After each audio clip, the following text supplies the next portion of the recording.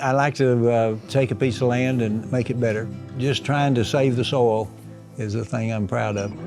It's just amazing that you can put a seed in the ground and it sprouts, germinates, and grows, and you get a good yield from that seed. It's a miracle.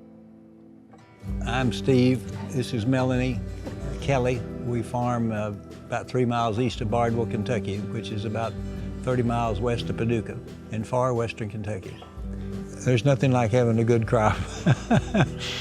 Going by a field and seeing it's growing well, then to get that harvest at the end of the year, that's great. That is great. Steve Kelley has been someone who's been farming since the early 70s, and he's just a peak example of conservation stewardship and good land ethics. He comes from a family that has a legacy of wanting to preserve their land. His family's been in no-till. They got the first no-till drill in 1967, over 50 years ago. They're one of the very first people to get one. And they've been involved in that for over 50 years now in conservation. This area has a lot of highly erodible land, and those efforts have allowed him to be productive and continue to preserve the land for future generations.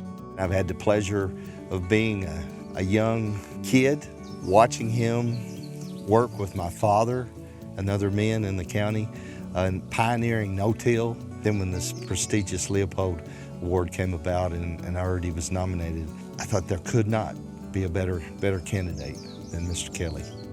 He is very involved in conservation efforts as far as terracing, soil and grass waterways. He's got a big field that is tiled and has gates where he can hold water or let water out either way. If it has ditches in it that need to be made into grass waterways, most of the time we're going to put a rock chute on the end of that. Recently we've been starting doing terraces and letting the water out slowly. We've got, I think, about 45 acres of filter strips around the fields where there's a creek to keep from losing that soil into the creek. We've also been cover cropping, trying to keep something green on the field in the wintertime. I really respect them. He goes to great lengths to do conservation. He might not plant as soon as other people might because it's too wet. He knows it's going to be the right thing to do. He is just a wonderful role model for conservation. He cares about people, cares about the community, cares about farming, cares about the soil. He just cares about everything. And you know, sometimes it's how can one man take all this on his shoulders? But he does it. You need to save the soil because the next generation is going to need it. I'm just proud of what we're doing.